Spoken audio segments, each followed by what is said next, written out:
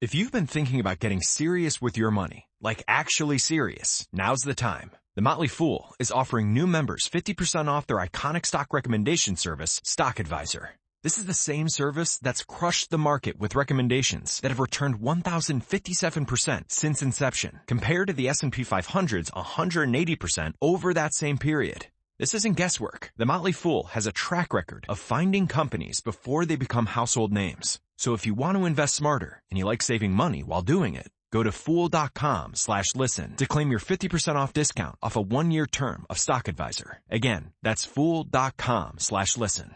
Returns of 1,057% are from the Motley Fool's product Stock Advisor and measured against S&P 500 returns of 180% as of July 10th, 2025. Past performance is not an indicator of future results. All investing involves a risk of loss. Individual investment results may vary. Casualty ward, Dr. Lindsay speaking. Yes, I see. Yes, I've got it. Right, we'll be ready. Sounds like one for the night surgeon. Night Surgeon. Dynamic dramas set against the background of a great city hospital.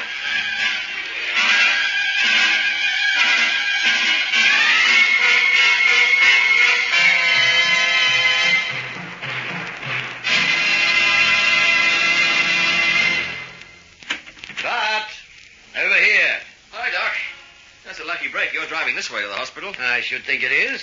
Well, it's just as well I haven't along, standing there with your nose in the paper. Oh, what do you know? What? Dermot Shane's dead. You know, the biologist. No, is he? Oh, good heavens, he's a loss to science. Brilliant man. How did he die? He was only, about 40, I'd say. Drowned. Drowned. In a swimming pool at his home. Couldn't swim. Couldn't swim, and he owned a swimming pool. Oh, he probably had it for entertaining. He moved a lot in society circles, apparently. Oh, I don't know. Makes a man feel really old, Bart. What? Well, I flatter myself I'm a slightly better than average doctor. Oh, no, don't overdo it now. But by heck, I have to work at it all the time.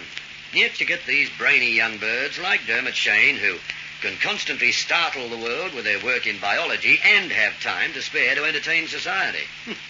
Just how do they do it? Search me.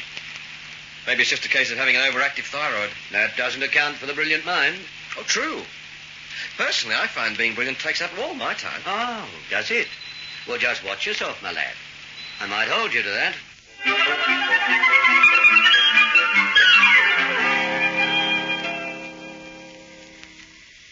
All right, Dr. Brilliant. What would you do about those lesions? It's your operation, Doctor. I wouldn't dream of interfering. You're a wonderful help. Scalpel? You going to drain? No, I don't think it's necessary.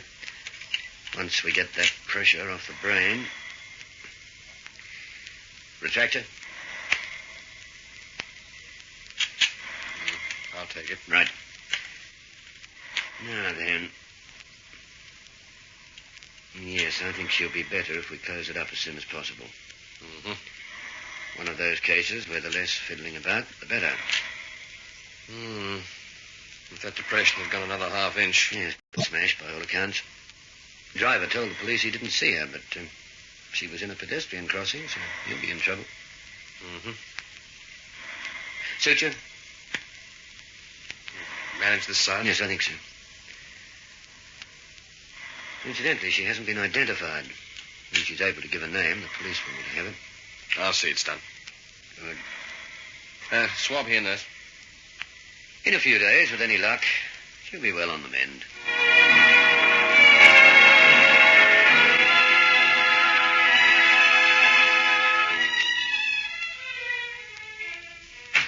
Good evening.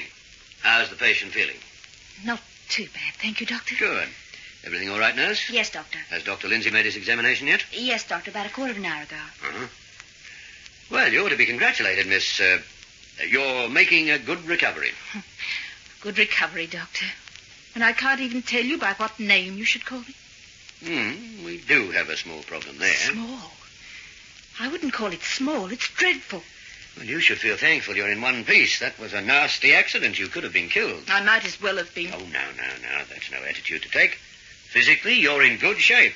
In no time at all, your head will be completely healed. There's not much use for a head if you don't know who it belongs to, is there? Now, you mustn't be impatient. These things take time. It's all very well for you to say things like that, the bedside manner and so on, but You don't know what it feels like. I've seen many cases like yours, and I don't know who I am or where I belong or anything. My mind's a blank. I can't remember anything before I woke up in this bed. It's dreadful. Well, your brain had some pretty rough treatment in that accident. You must expect it to make some protest. And you must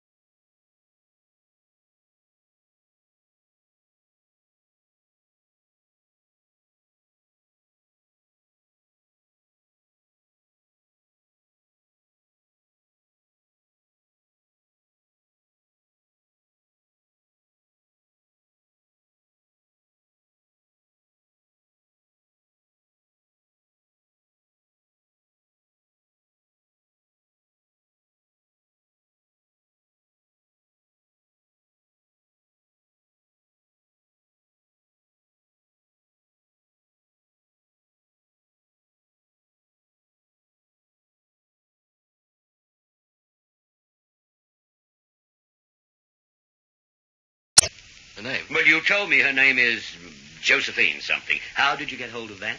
Oh, yes, well, I rang all the beauty salons in town to see if one of their staff, a manicurist, was not at work. Tell me, is the hospital paying for all these calls? Oh, dear, what's making you so sour? Well, I just don't see what... It happens that I struck oil. There is a girl missing from one of the salons, a Miss Josephine Harrow. And from the description, it could easily be Miss X. Which you're convinced it is. Well, I am. Because thinking Miss Harrow might be home sick, I checked at her home address. She's disappeared. Disappeared? That's ridiculous. You mean she's disappeared and her family haven't reported her missing with the police? Well, she doesn't live with her family. It's just a lodging house where she has a room. Her rent's paid in advance, but she hasn't been there for some time. I see. In fact, the last time she was seen was the day before Miss X was knocked down by the car. And nobody wonders where she is? Her employers, this beauty place, they haven't tried to find out where she's gone? Well, they're pretty casual about such things. They say girls come and go all the time. And some of them even take other jobs without bothering to give notice or anything. I see. Well, you seem to have made a pretty thorough job of your little investigation, Bart. Brilliant, huh? Oh, I wouldn't go so far as to say that. Well, I'm just on my way to Miss X, Miss Harrow, to give her the good news. Oh, and some other girl from the salon who knows her is coming to see her tomorrow. She'll be able to identify her for sure. Now, wait a minute, Bart.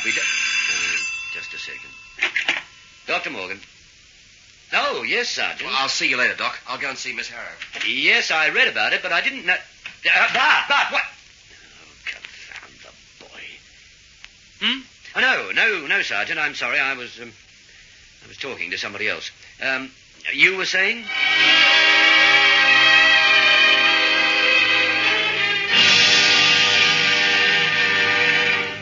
Well, Miss Harrow, I've some good news for you. I beg your pardon, Doctor. What did you call me?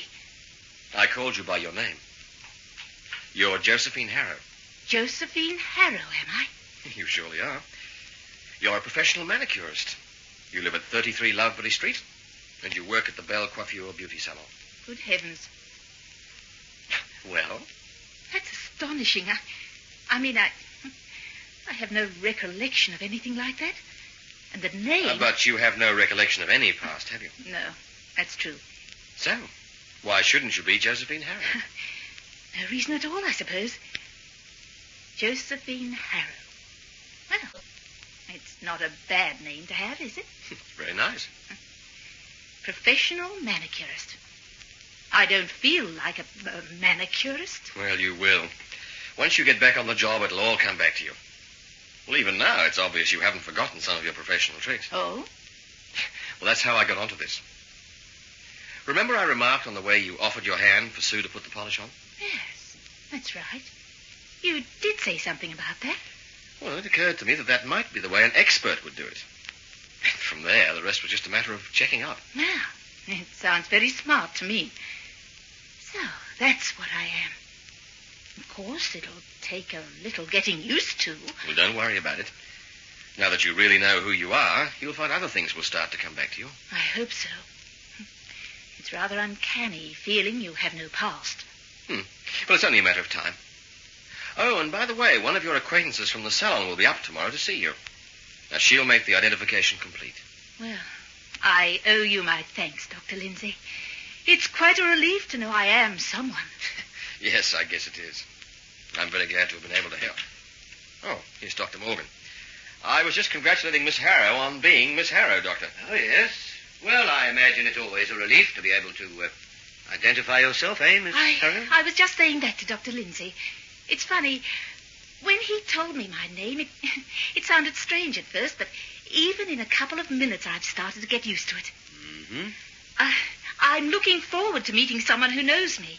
Dr. Lindsay said one of the girls from the salon would be coming to the hospital tomorrow. Yes, well, that's why I came down right away. I wouldn't want you to be disappointed. Disappointed? I've put off the girl's visit for a few days. Oh, but... Now, I want you to have time to get used to your identity again, you know? Oh, but I want to see her. I want to be sure Don't worry about it. Now, you must remember this sudden revelation has been a shock to your mind. A pleasant shock for the most part, but the mind needs time to get used to a thing like that. Oh, well, if you say so. Let's just take this step by step in easy stages. Time enough for you to have a visitor a little later. All right. You're the doctor. But I can tell you I feel much better already. I was so afraid I might turn out to be something terrible. Yes, you told me. It's wonderful to think I'm just an ordinary person after all. Of course. Well, now, we must let you get some sleep. Enough excitement for one night. Come along, Doctor. Right. Thank you for everything, Dr. Lindsay. I can't tell you how grateful I am for your help. Well, the pleasure's all mine, Miss Harrow. It makes you feel good inside when you can do a thing like that for someone, Doc. Yes? Well, let's see how good inside this makes you feel. That woman in there is not a professional manicurist, and her name is not Josephine Harrow. When I spoke to the police about her, it took them about 10 minutes to learn that Josephine Harrow had made a holiday observation on the day you say she disappeared. The first agency they rang was the right one. Doc, you didn't tell the patient I was wrong. Why? You'd already convinced her that she was this Miss Harrow. It's too early to upset her with the truth. Yes, I guess it is. Except that if the truth's even better, I don't see why you... Hey, what about that manicuring business? Well, I mean, she acted like an expert. Rubbish. She acted like a woman who was used to having her nails done at a salon, that's all. Didn't think of that. No, you got this bee in your bonnet about experts being the only ones to know that. And that bee has led you a merry dance, Bart. You've made quite a mess of this. Oh, now take it easy, Doc. It can't be as bad as all that. I mean, if the patient is some well-to-do type who has manicures all the time, well, that's even better than being Miss Harrow. Oh, she's well-to-do, all right. She's the widow of Dermot Shane. Dermot Shane? It was you who told me about his death. Now, what you didn't know, but what the local police have learnt, is that she suffered a guilt complex about his death because it was her idea to have a swimming pool against his wishes. Oh, brother. Yeah, but they didn't live here. Apparently, she came here to disappear. She dyed her hair, she wore chain store clothes. She didn't want to be found because she felt she couldn't face her hometown friends. I wondered why Shane bothered with all those parties and society functions when his heart was in his biology work.